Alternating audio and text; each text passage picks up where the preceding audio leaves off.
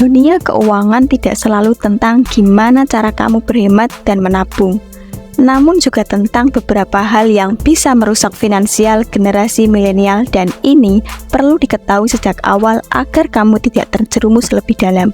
Untuk itu, ayo kita bahas sekarang. Yang pertama ini tentang stres berlebihan.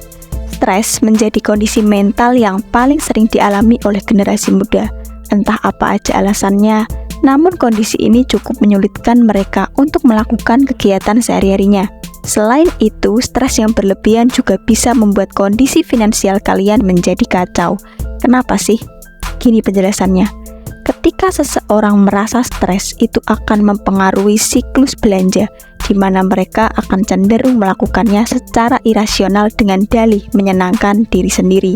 Alhasil, tabungan mereka jadi terkuras, atau kalau tidak punya tabungan, maka semua gaji yang akan menjadi korbannya. Inilah kenapa penting bagi kita untuk bisa mengontrol stres agar tidak mengorbankan uang secara sepenuhnya. Kamu bisa mencari tahu tentang apa saja yang sekiranya bisa membuat kamu menjadi lebih rileks dengan budget standar.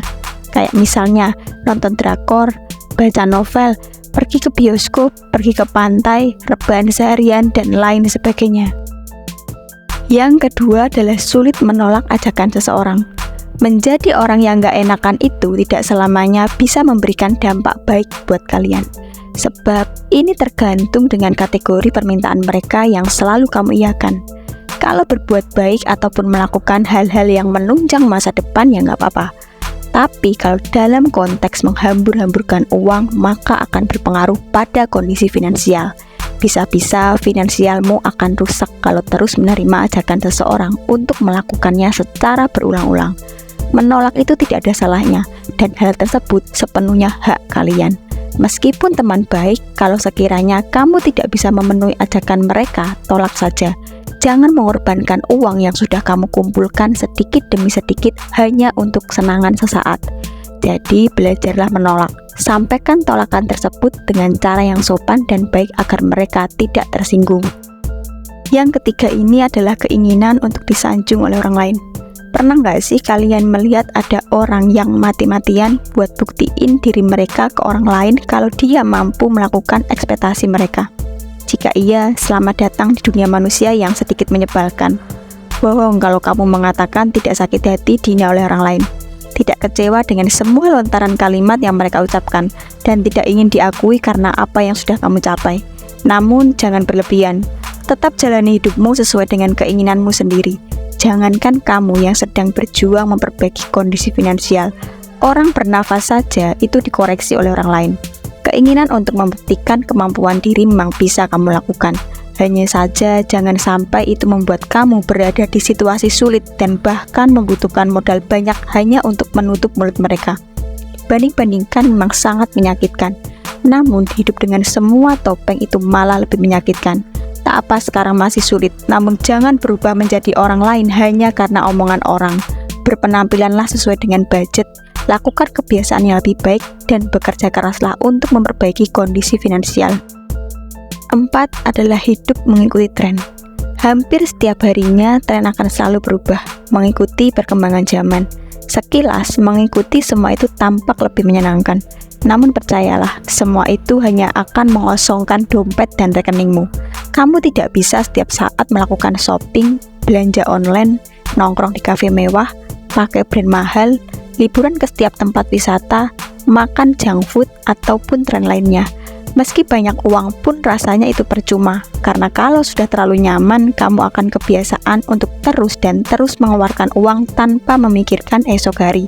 Coba hitung berapa penghasilanmu sekarang, berapa jumlah pengeluaranmu setiap bulan, dan berapa sisa gajianmu bulan ini. Satu lagi, berapa tabunganmu saat ini. Kalau semuanya masih dalam tahap pas-pasan, lebih baik tidak perlu ikuti tren, karena tren bisa membunuh kondisi finansialmu secara perlahan. Yang kelima adalah belanja tanpa pikir panjang. Masa muda adalah masa di mana hampir sebagian waktu kita digunakan untuk bersenang-senang.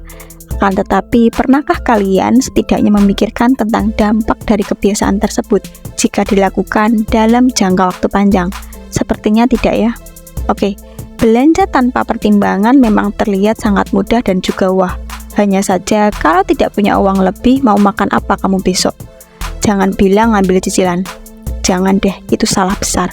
Bukan hanya otakmu saja yang nantinya akan mumet, namun uangmu juga pasti akan ludes.